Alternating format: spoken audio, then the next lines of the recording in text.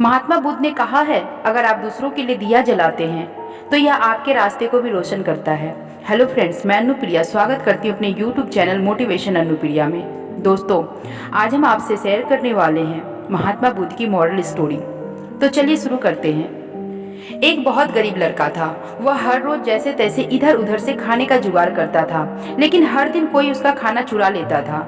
एक दिन उसको पता चला कि उसका खाना एक चूहा चुरा कर खा लेता है। उसने चूहे को पकड़ लिया और उससे पूछने लगा, तुम जानते हो मैं बहुत गरीब हूँ, फिर भी तुम हमेशा हमारा खाना चुरा कर खा लेते हो। अगर तुम्हें खाना चुरा कर ही खाना है तो किसी अमीर आदमी का चुरा कर खाओ, इससे उसको कोई फर्क नहीं पड़ेगा।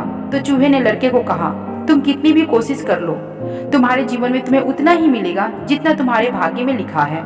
यह सुनकर लड़का बहुत हैरान हुआ और उसने चूहे से कहा, यह कैसे संभव है? फिर चूहे ने लड़के से कहा, यदि तुम जानना चाहते हो तुम्हारे भाग्य में क्या लिखा है तो तुम गौतम बुद्ध के पास जाओ, वो तुमको बता सकते तुम्हारे भाग्य में क्या है। लड़का गौतम बुद्ध से मिलने के लिए घर से निकलता है। जाते जाते बहुत रात हो गई तो रास्ते में उसे एक हवेली दिखाई दी। तो उस लड़के ने हवेली के लोगों से एक रात रुकने की अनुमति मांगी। हवेली के लोगों ने उससे पूछा, तुम इतनी रात को कहाँ जा रहे हो? लड़के ने कहा, मैं अपना भाग्य जानने के लिए गौतम बुद्ध के पास जा रहा हूँ। फिर उन्होंने लड़के से कहा, तुम हमारे लिए गौतम बुद्ध से एक प्रश्न पूछ सकते हो क्या, कि हमारी एक 16 साल की बेटी है लेकिन वो बोल नहीं पाती, क्या करने से उसके गले में आवाज वापस आ जाएगी? लड़के ने कहा, मैं आपका प्रश्न अवश्य पूछूंगा। फिर सुबह होने पर लड़के ने उन्हें धन्यवाद दिया और आगे निकल गया। आधे रास्ते में उसे एक बर्फ से ढका पहाड़ मिला। जब वह बड़ी मुश्किल से पहाड़ पर चढ़ा तो वहां उसकी मुलाकात एक जादूगर से हुई। जादूगर ने लड़के से पूछा कि तुम कहाँ जा रहे हो? उसने कहा, मैं अपना भाग्य जानने के लिए गौतम बुद्ध के पास जा रहा हूँ। तब जादूगर ने कहा, क्या तुम उनसे मेरे लिए एक प्रश्न पूछ सकते हो? मैं स्वर्ग जाने के लिए सैकड़ों वर्षों से तपस्या कर रहा हूँ। इतने दिनों में मैं स्वर्ग जा सकता था लेकिन नहीं जा पाया, तो क्या करने से मैं स्वर्ग जा सकता हूँ? लड़के ने कहा, मैं आपका प्रश्न अवश्य पूछूंगा। जादूगर के पास एक जादू की छड़ी थी। उस छड़ी की मदद से जादूगर ने लड़के को बर्फ से ढके पहाड़ के दूसरे छोर तक पहुंचा दिया। कुछ देर चलने के बाद फिर उसके सामने एक बड़ी सी नदी आई जिसे पार करना उसके लिए नामुमकिन था। तभी उसकी मुलाकात एक विशाल कछुए से हुई। कछुआ उसे नदी पार कराने के लिए तैयार हो गया। रास्ते में कछुए ने लड़के से वही प्रश्न पूछा, तुम कहाँ जा रहे हो? लड़के ने कहा, मैं अपना भाग्य जानने के लिए गौतम बुद्ध के पास जा रहा हूँ। फिर कछुए ने उससे कहा, क्या तुम मेरी ओर से गौतम बुद्ध से एक प्रश्न पूछ सकते हो कि मैं 500 वर्षों से ड्रैगन बनने की कोशिश कर रहा हूँ लेकिन मैं नहीं बन पाया, तो मैं ऐसा क्या करूँ जो ड्रैगन बन जाऊँ? लड़के ने कहा, ठीक है, मैं आपका सवाल जरूर पूछूंगा। कछुए ने लड़के को नदी पार करवा दिया। वह लड़का गौतम बुद्ध के पास पहुंच गया। उसने देखा वहां और भी बहुत से लोग बैठे हुए थे। गौतम बुद्ध ने कहा, मैं एक व्यक्ति के लिए सिर्फ 3 प्रश्नों का उत्तर दूंगा। लड़का चिंतित हो गया क्योंकि उसे 4 प्रश्न पूछने थे। लड़का सोचने लगा, कौन से 3 प्रश्न पूछे।